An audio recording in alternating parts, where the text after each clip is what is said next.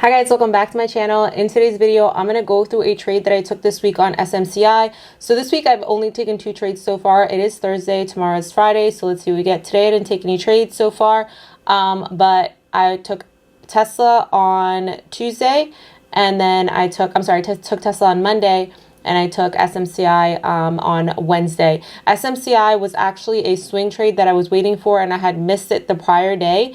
And the next day, SMCI actually came out with news. So on Wednesday, SMCI had negative news. The fact that it was going to delay its annual report caused the ticker to slide. Now, even though you'll see, I'll show you NASDAQ and ES futures, whenever a stock has a catalyst, it is a really, really good indicator that it will move throughout the day. Especially if futures also give up the move in the same direction, that stock has an even bigger push or more momentum to that direction. However, if futures don't give you the move, the stock can still move on its own just due to the catalyst and investor sentiment and the volume coming in on that stock due to that catalyst. So this is my TRADERSYNC. This is SMCI. So the ticker, I only took it twice so far this month, and I've gone through both of the trades actually on YouTube. So SMCI August 28th. My entry price was $24.55. My final exit on my runners was $64.70. So this almost went upwards of 200%, and I made $34,321 on this play, which really helped my month because overall August has been a really shitty month for me. Has not been the best month overall, and I've had some pretty hefty losses in the beginning of the month. So I'm just working on making those back, and this definitely did help with making those losses back and kind of coming out a little bit green, if not break even on the month so far. So let's go ahead and take a look at what SMCI was doing.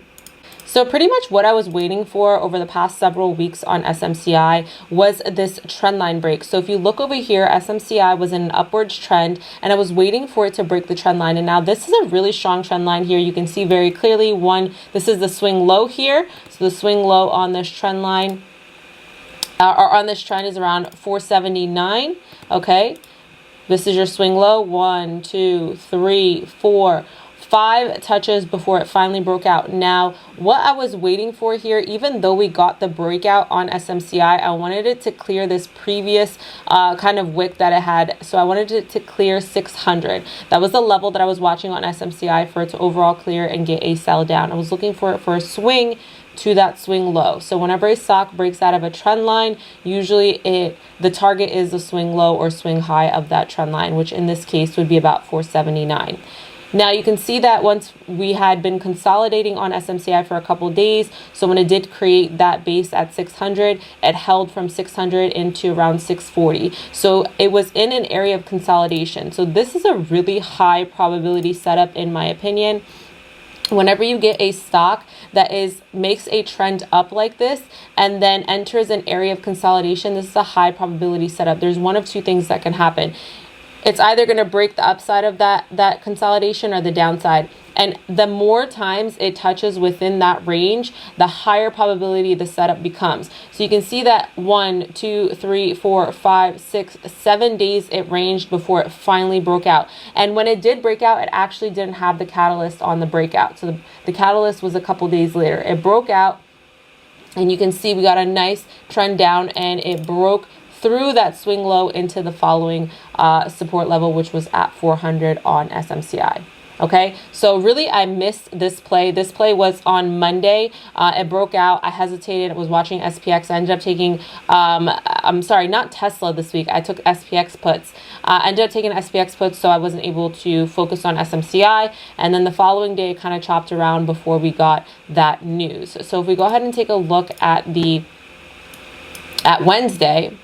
So if we go ahead and take a look at SMCI, you can see that in the pre-market, we did end up making a strong move down. That is when the news dropped, was in the pre-market. So I was waiting for SMCI to clear 470 because at 470 on the 2-minute, we had a little bit of a consolidation before it broke.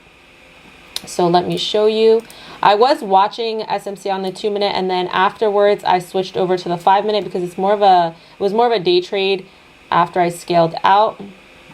Whoops. All right.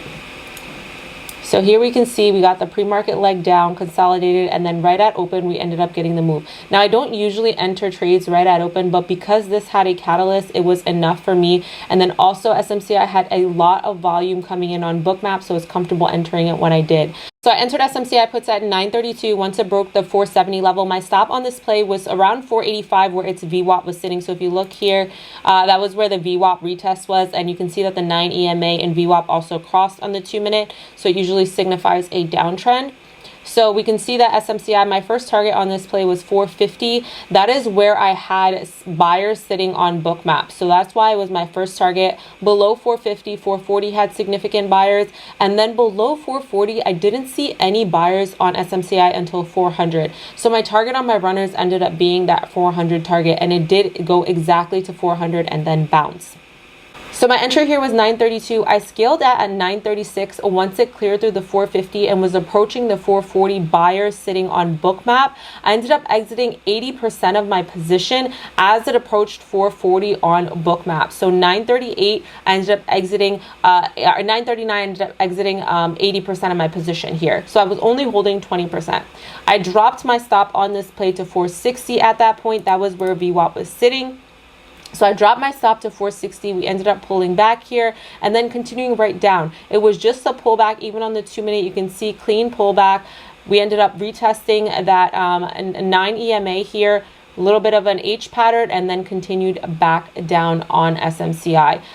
So after that point, I only had my runners after I scaled out another 10%. And then I was watching SMCI really on the 5-minute because you can see the overall trend on the 5-minute here. I ended up exiting my runners on this candle here at 1250 once it broke out of my stop. My stop was 410 on that play. As it continued down, I kept dropping my stop. When I first was in it, I had the stop at 440. I'm sorry. When I first exited the rest of my 90%, I kept my stop at 425, and you can see it continued to hold down. I was just waiting to see if it would clear through the 400. 400 was my target on these, and I should have exited right at 400, but I did still end up exiting these at around $67, close to around 200% on the runners. And even I had 80% on the first 80% that I scaled out, and then over 100% on the second 10% that I scaled out, and then almost 200% on the last 10% that I scaled out. So I do want to show you guys.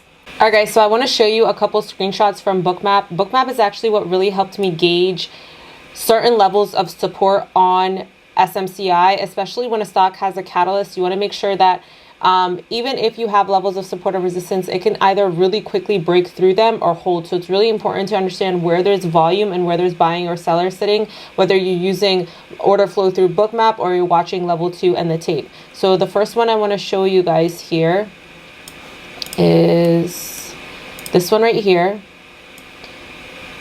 So as you guys can see, if we look here, this was the 470 break. Whoops, hold on.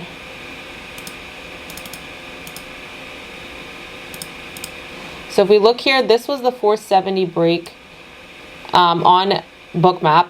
On SMCI, once it broke, we can see that there was strong selling pressure all the way down. It wasn't around till 450 that we started to see some buyers sitting there, but we pulled back slightly, and then SMCI was able to clear into 440. 440 is where we saw significant buyers sitting, and you can see that we did end up getting a more significant bounce at 440 than we did at 450. However, let me clear this.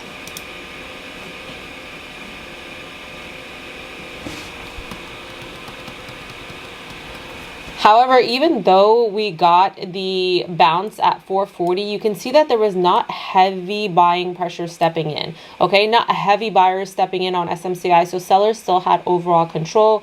We came back down. And then if we look on BOOKMAP here on the order book, you can see from 470 until around 440, 425, we had some buyers. And then the more significant level was 400. So those would be the targets, the 450, 440, 425, and that 400. Okay, so that's why 400 was my final target on SMCI, because it has the most significant buyers sitting on the order book waiting. Okay, so that's a good way to anticipate where we could potentially see a bounce. And if we look here, I zoomed in a little bit for you guys.